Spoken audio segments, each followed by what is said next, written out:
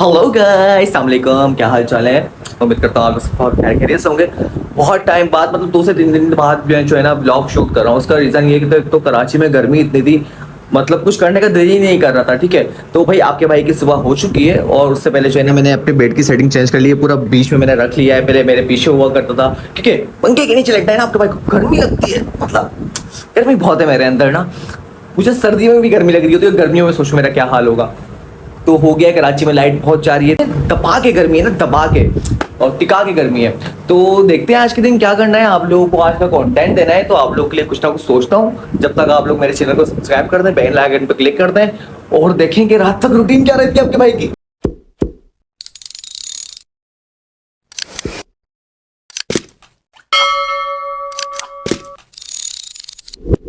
और हमने ये इस वक्त खोल लिया लैपटॉप, थोड़ा सा है हमें काम। ओए ओए ओए, खुल गया लैपटॉप।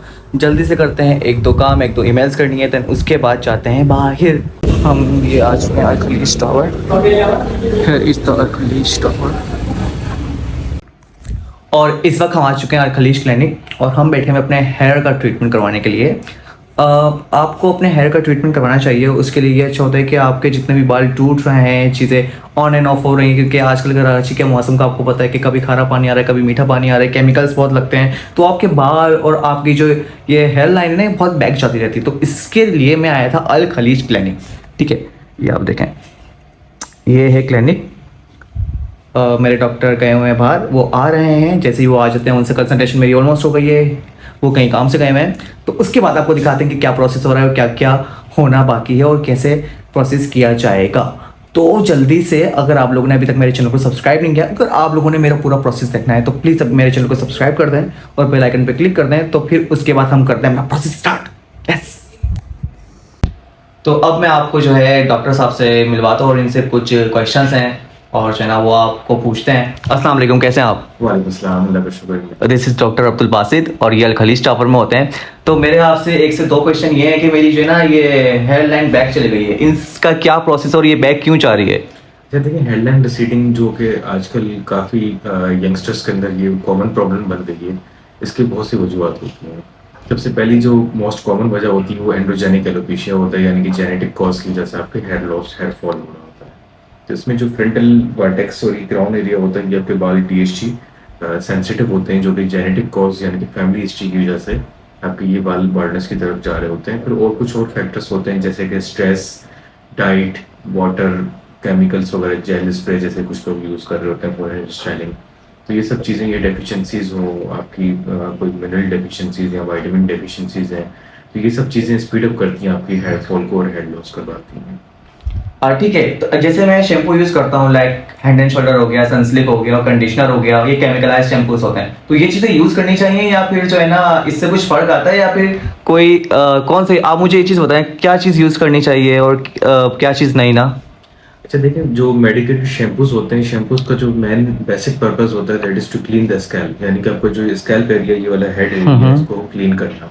तो आजकल के जिस तरह का हमारा पॉल्यूशन का जो लेवल है, इसमें आई रिकमेंड के everyone should clean their scalp for at least once a day.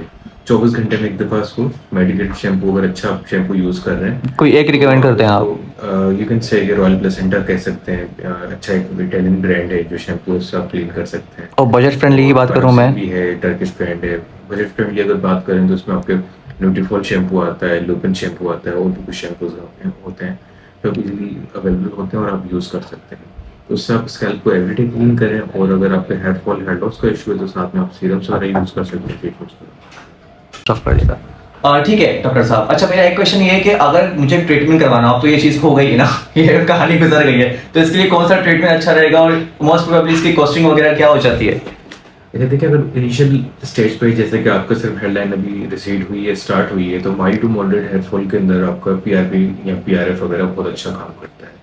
But अगर किसी की एडवांस स्टेज हो, किसी को बहुत ज़्यादा सिवियर हेयर फॉल और हेयर लॉस हो रहा हो, मॉडरेट टू सीवियर स्टेज के अंदर आ चुका है, तो देन फिर एक्सोसोम्स काफ़ी अच्छा काम करते हैं।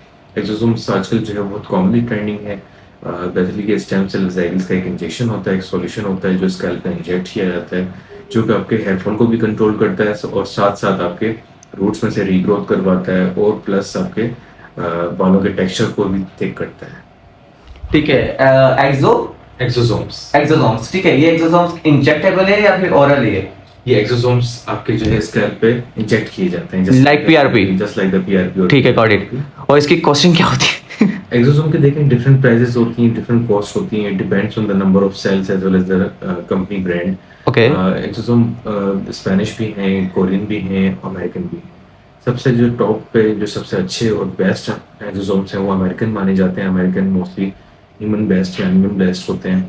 उसके बाद आते हैं कोरियन एक्सोसोम जो प्लांट बेस्ड होते हैं, और देन उसके बाद फिर आते हैं सिंपल जो स्पेनिश एक्सोसोम जो यूजली आपके ब्लड से भी बनाए जा सकते हैं। ठीक है। एक्सोसोम्स बेसिकली आपके जो कोरियन एक्सोसोम्स होते हैं वो प्लांट ड्राइव होते हैं, प्लांट बेस्ड होते हैं, उसके भी काफ़ी अच्छे रिजल्ट्स होते हैं, लेकिन उससे भी सबसे अच्छे बेस्ट जो रिजल्ट्स हैं वो अमेरिकन के हैं।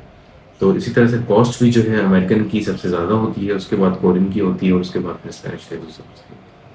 ओके, इसके अलावा आप कुछ स्किन ट्रीटमेंट करते हैं, लाइक हाइड्रा फेशियल हो गया और फेस पीआरपी हो गई, या सिर्फ आपके यहाँ सिर्फ हेयर का आपका जो है ना ये वाली चीजें चल रही हैं आपके पास? और सबसे ज्यादा आजकल इम्पोर्टेंट जो है वो वाइटनिंग इंजेक्शंस चल रहे हैं। काफी एक्टर एक्ट्रेसेस भी अब इसके बारे में बात करने लगे हैं, लेकिन वो कह रहे हैं कि स्किन वाइटनिंग नहीं होती, स्किन ब्राइटनिंग होती है। तो वाइटनिंग और ब्राइटनिंग में आप मुझे फर्क बता दें, मेरे व्यूअर्स को भी बता दें, ताकि उनको एक चीज क्लियर हो जाए।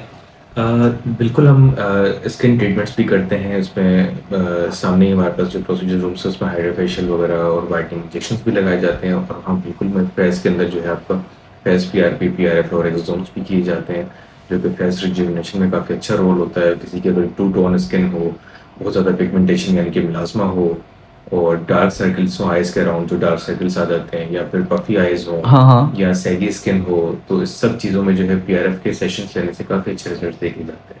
और उससे भी अगर अच्छे रिजल्ट चाहिए तो फिर एक्सोसोम फेस के लिए भी परफॉर्म किया जाता है, जिसका एक ही सेशन बहुत ज़्यादा इफेक्टिव होता है। सेकेंडली जो जैसे कि आपने कहा कि एक्ट्रेसेस वगैरह सेलिब्रिटीज़ काफ़ी ज़्यादा यूज़ करते हैं, तो डेफिनेटली बिल्कुल ऐसा ही है।